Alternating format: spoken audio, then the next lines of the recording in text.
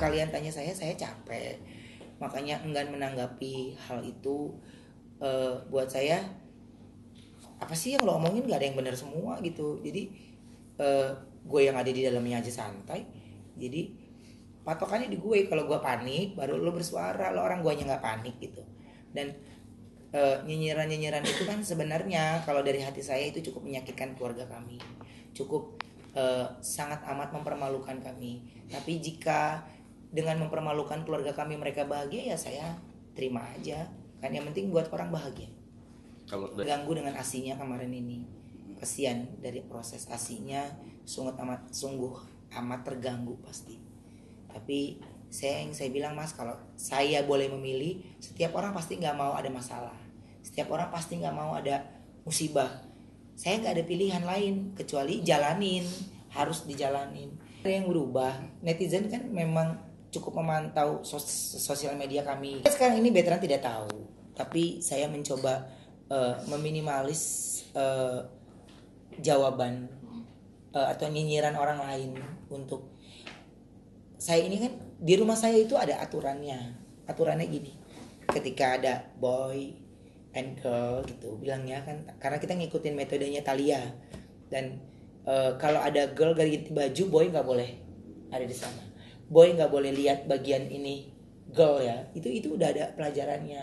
Makanya saya juga bingung ketika ada orang lain yang lebih menggurui saya, karena yang notabene saya pun membesarkan anak saya tidak hanya berdua dengan istri saya, tapi anak saya masing-masing punya psikolog, yang membantu saya akan perkembangan anak gitu. Jadi mentalnya Bertrand sampai sekarang ini stabil. Jadi saya yang sangat amat tahu tentang anak ini. Jadi kalau dibilang tentang kelainan, ini punya pikiran kotor dan yang lainnya, itu sudut pandangnya mereka. Saya bilang cuek, tapi nyinyiran untuk kali ini cukup amat membuat dia. Sorwenda itu jarang marah orangnya. Dia marah sekali karena ini yang diusikan tentang anaknya dia juga, Bertrand. Jadi lo tahu apa sih tentang anak ini? Lo tahu apa sih tentang ini gitu. Jadi saya pun dan pihak keluarga yang di NTT pun ya sedih, semuanya campur aduk lah gitu.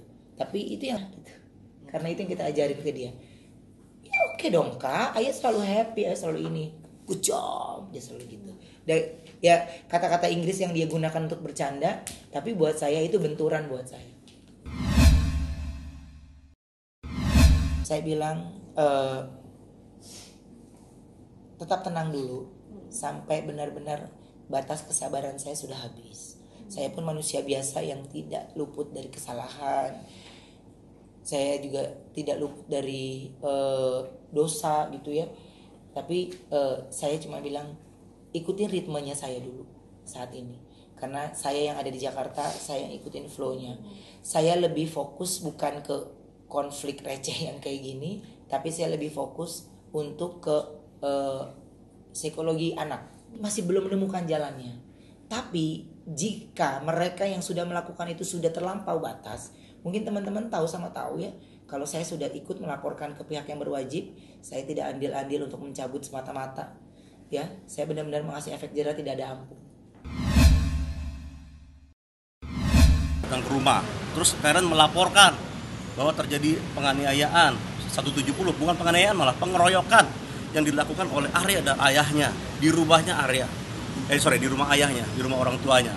Nah, dari situ kita juga bisa menilai sebenarnya apa sih yang sedang dicari sama si Karen ini gitu. Terus dia mengkait-kaitkan masalah ini dengan Marsyanda, ya kan?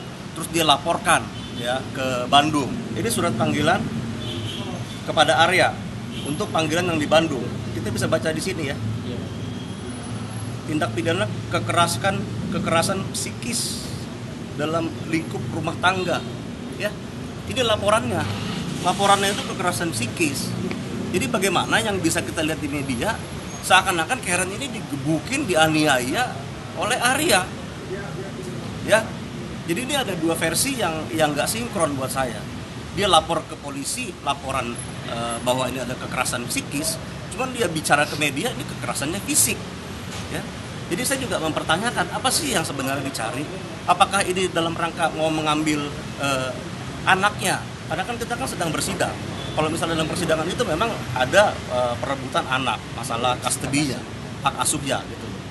Nah, cuman jangan dong jadi dibikin-bikin seakan-akan ada masalah hukum, ya. Terus klien kami nanti targetnya mau dijadikan tersangka sehingga dia dapat anak, nggak seperti itu caranya. Makanya untuk seperti itu, khusus untuk pencemaran nama baik itu sudah kita laporkan di Polres Jakarta Selatan.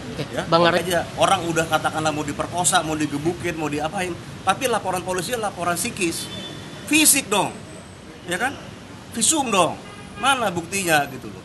Bikin psikis, dia keluar di media, fisik, terus seakan-akan dia dianiaya di dalam rumah, ya saksinya banyak dari Arya dan keluarganya, pembantunya ada segala macam, bahwa kekerasan itu tidak ada.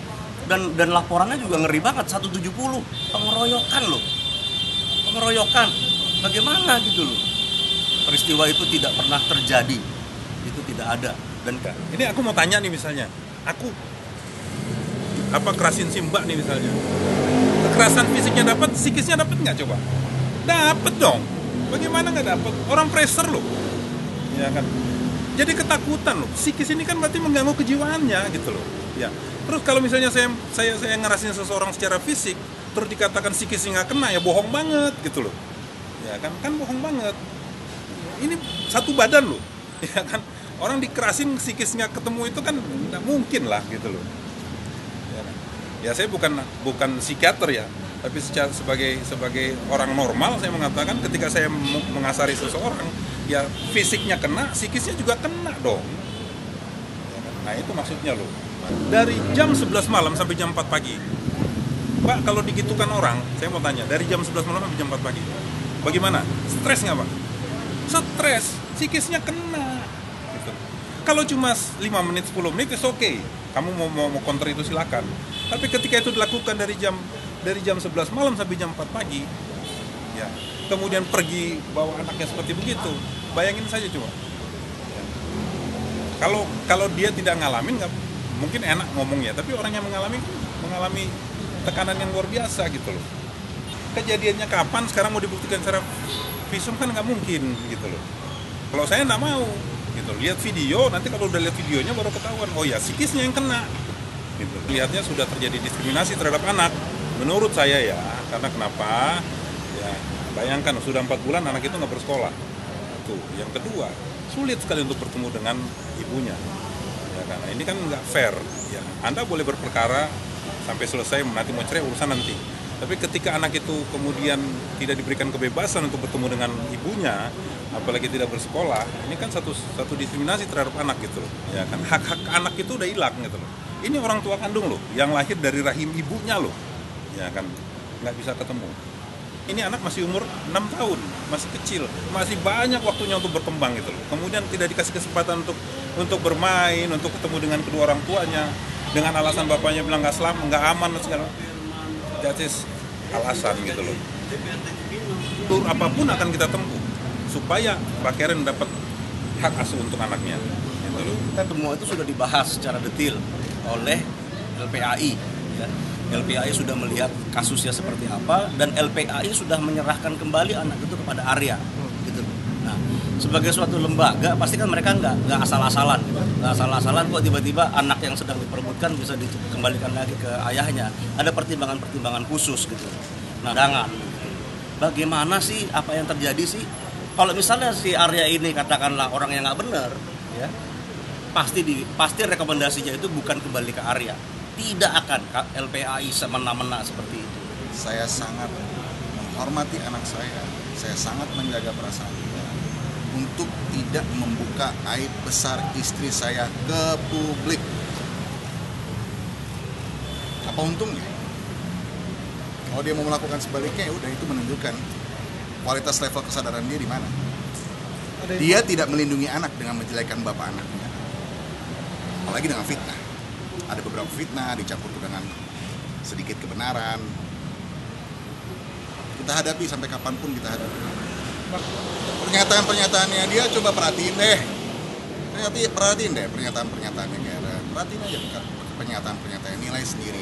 Perhatikan pernyataan-pernyataan saya. Saya bakal sangat kecewa sekali kalau saya sebagai pihak yang benar tidak memperjuangkan untuk mengasuh dia dengan baik.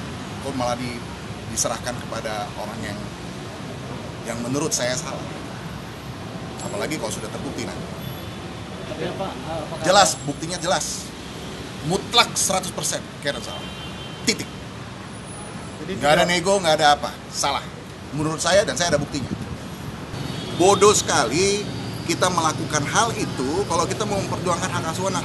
Mungkin nggak sih ayah saya dan saya melakukan pengeroyokan depan anak?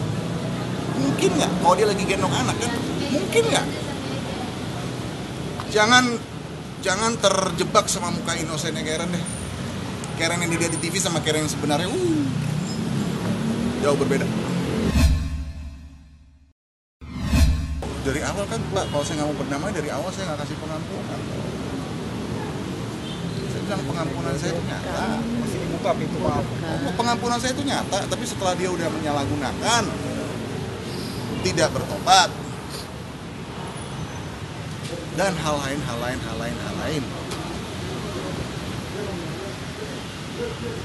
Kalau janji di hadapan Tuhan aja nggak bisa dihargai, apalagi janji ke saya.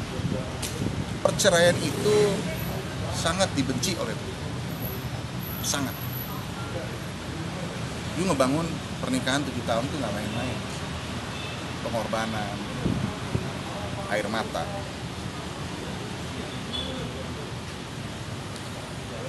Sedih kalau saya mau bicara soal kesedihan anak saya. Bagaimana saya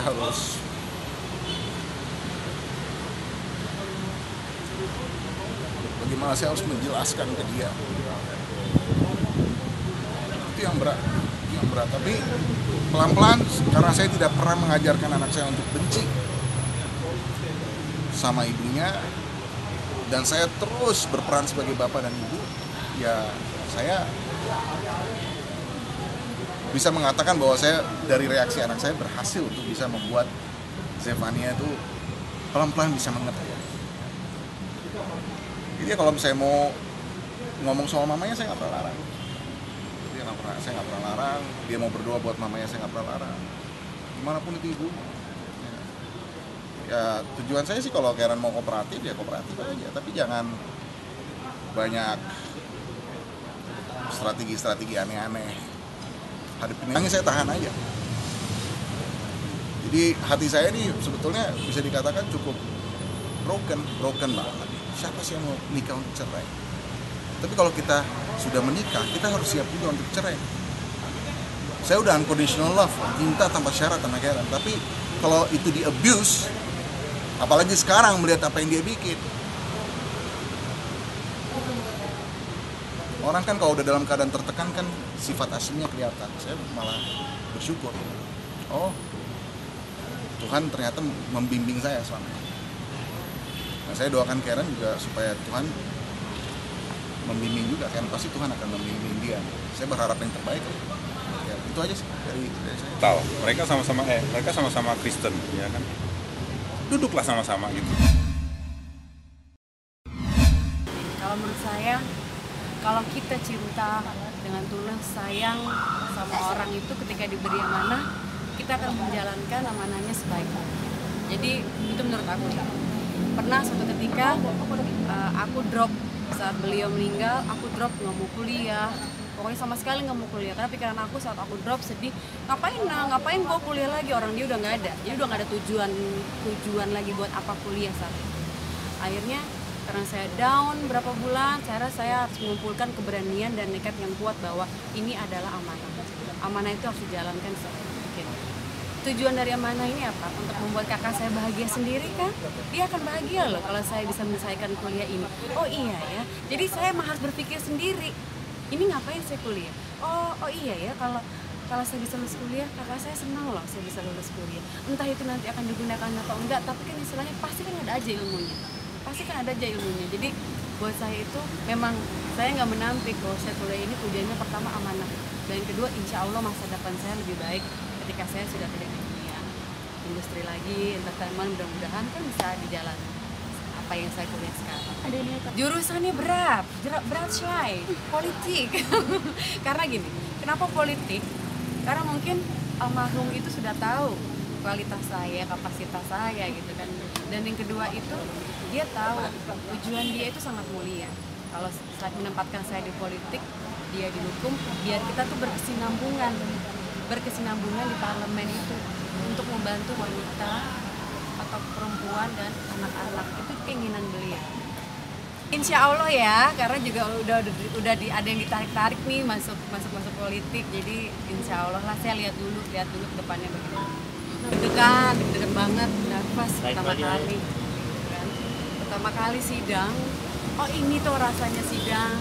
Bagaimana orang itu mahasiswa stres-stresnya, kan kita harus bikin makalah kan, laporan magang gitu ya kan. Jadi bikin laporan makalahnya tuh 45 halaman. Kita bikin laporan selama magang tuh ngapain aja. Kita harus menceritakan tentang perusahaan tersebut. Jadi kita harus menguasai latar belakangnya perusahaan itu seperti apa. Jadi deg-degan. Tapi lumayan bisa dong, tetap. Lumayan bisa. Judulnya itu saya mau pakai strategi komunikasi pemasaran PT Onsu, PT Pangan Perkasa, tetap dong PT. Jadi karena sana komunikasi pakai strategi digunakan ya, ada strategi komunikasi pemasaran. Bulan, bayangin dalam sebulan. Kalau soalnya magang itu cuma dikasih waktu sebulan, jadi kita dalam sebulan ini harus udah selesai itu makalahnya, laporan. Stres gak tuh kepala? Kalau aku sih sidangnya berapa? April, Mei, Juni? Sidangnya tahun depan. Tahun depan Mei ya? Nah, insya Allah Mei. November wisuda. November baru wisuda. Masya Allah, iya benar. Insya Allah November baru wisuda. Karena pikirannya pengen buru-buru sidang aja. Sidangnya itu antara bulan Juni, Mei sampai kan? Nah, itu baru sidang, benar. Sidangnya tuh Mei sampai Oktober. Nah, wisudanya itu bulan November, lama juga. bimbingan dulu. Ternyata masih lama juga. Tapi ya, mudah-mudahan lulus. Kita pagi-pagi di mobil nih. Pagi-pagi udah datang duluan. Kokoh, ayo dong Kokoh. Apa namanya? Kita ngebahas tentang perusahaan. Oke, ayo cepetan, apa aja yang lo tahu? Mau berusaha, pertama kali perusahaan dibuat, itu tanggal berapa, kayak gitu. Nanya dulu sama yang honornya, jangan sampai salah ini presentasi perusahaan Koko sendiri gitu kan. Jadi kita harus tahu bener nggak kalau perusahaan itu di tanggal segini, begini, mau udah mempunyai outletnya tuh udah banyak, segala macam lah tentang perusahaan produksi. Iya, emang kebetulan dapatnya barengan. Kalau enggak ya enggak. Gue dapet kebetulan barengan. Dapat eksekutif. Aduh, support banget deh Kak Ruben, support banget, dia support banget aku. Ayo nih, lu bisa, papanya bisa. Ingat ya, kita tuh yang benar-benar ya Allah, kita di sini gitu kan. Kita tuh udah seneng banget. Iya nih, kita ya Allah, kita udah nggak nyangka karena udah sejauh ini kita akhirnya bisa kuliah gitu kan. Nggak nyangka banget, aku pun mana pernah aku bermimpi akhirnya bisa lulus kuliah lagi. Karena saat itu aku udah mulai tok-tok dengan kerja. Ketika kita udah keasikan kerja, kita berpikir kan, buat apa kuliah lagi kalau udah bisa nyari uang, udah bisa kerja kan gitu kan. Makanya begitu saya diamanatkan untuk kuliah lagi, itu tuh seneng banget. Apalagi baru tuh ya Allah, insya Allah ya lulus gitu. Satu tujuan kita tuh sama, kita ingin nyenangin almarhumah. Semoga almarhumah tuh bahagia dengan segala pengorbanan kita. Itu tujuannya kita sama.